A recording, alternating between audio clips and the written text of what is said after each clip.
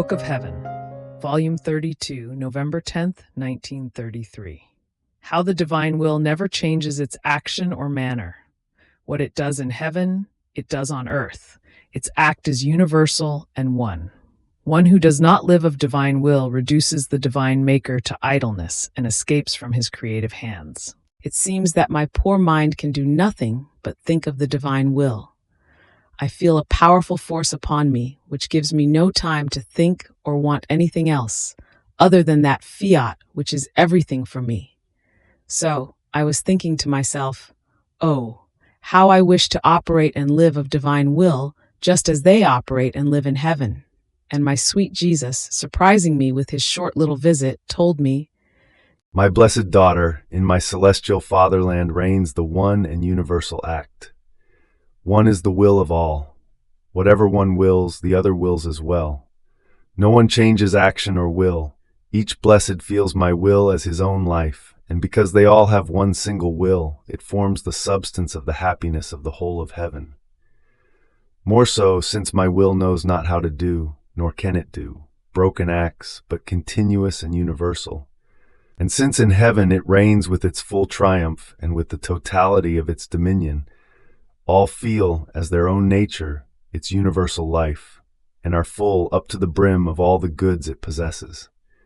At the most, it might be in them according to the capacity of each one and to the good they have done in life, but no one will be able to change either will or action or love. The power of my divine will keeps all the blessed absorbed, identified, fused within itself, as if all were one. But do you think that its universal act and its life palpitating and communicative to each creature extends only in heaven? No, no. What it does in heaven it does on earth. It changes neither action nor manner. Its universal act extends to each pilgrim soul, and one who lives in it feels its divine life, its sanctity, its uncreated heartbeat, which, while constituting itself life of the creature, keeps pouring into her with its incessant motion, without ever ceasing. And the happy creature who lets it reign feels it everywhere, inside and out. Its universal act keeps her surrounded from all sides in such a way that she cannot go out of my will, and its continuous giving keeps her always occupied with receiving. So even if she wanted to, she has no time to do or think about anything else. Therefore the creature can say and be convinced that just as they live in heaven, so does she live on earth. There is only a difference of place, but one is the love, one is the will, one the action. But do you know who it is that does not feel the life of heaven in her soul, and does not feel the universal act, the one force of my will? One who does not let herself be dominated by it, giving it no freedom to reign. It is this soul that indeed changes action, love, and will at each moment. It is not my will that changes. It cannot change, but it is the creature that changes, because, living of human will, she has no virtue nor capacity to receive the universal and single act of my will, and, poor one, she feels mutable, without firmness in good, always like an empty reed that has no strength to withstand the slightest blow of the wind. Circumstances, encounters, creatures serve her as wind, to flap her about, now doing one action, now another, now loving one thing, now another, and therefore she appears now sad, now joyful, now all fervor, and now all coldness, now inclined to virtues, now to passions. In some, as the circumstance ceases, so does the act cease in them.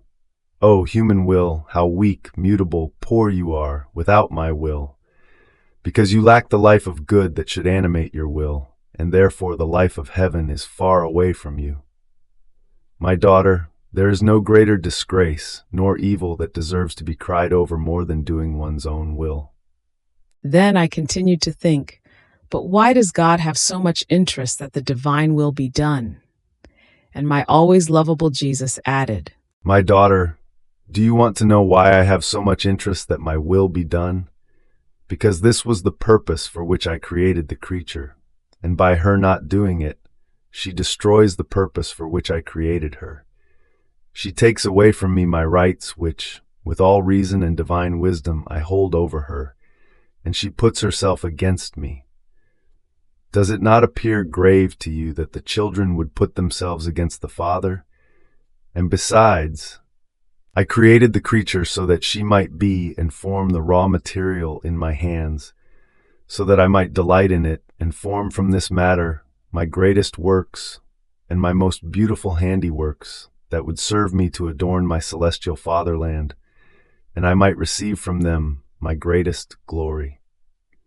Now this material of the creature escapes from my hands, puts itself against me. And so, in spite of all the materials I have formed, I cannot perform the works I established, and they reduce me to idleness. In fact, since my will is not in them, they are not fit for receiving my works. They become like hard stones, such that, as many blows as one may strike on them, they do not possess the softness to be able to receive the shape one wants to give them. They are shattered, they reduce themselves to dust under the blows. But it is not given to me to form the smallest object, and I remain like that poor artisan who, having formed for himself the most beautiful raw materials, gold, iron, stones, he goes about taking them in his hands in order to form the most beautiful statues as he had established, and these materials are not fit. Even more, they put themselves against him, and he is not allowed to carry out his beautiful art. So the materials only serve to occupy space, but not to let him realize his great designs. And, oh, how idleness weighs on this poor artisan. So I am, in fact, since my will is not present in them, they are incapable of receiving my works. There is no one who can render them soft, or anyone who can heat them up to receive my creative and operative virtue. And if you knew what it means to know how to do something, to be capable of doing it, to possess the materials in order to do it, without being able to do anything, you would cry with me from a sorrow so great and from an affront so grave. Do you think it is trivial to see many creatures crowding the earth? And because the operating life of my will is missing in them, I am not allowed to display my art and to do what I want. Therefore, may you take to heart letting my divine will alone live in your soul, because it alone knows how to dispose souls to receive all the ability of my art, and in this way you will not force your Jesus into idleness, but I will be the untiring worker to make of you what I want. Deo gratias, always and eternally.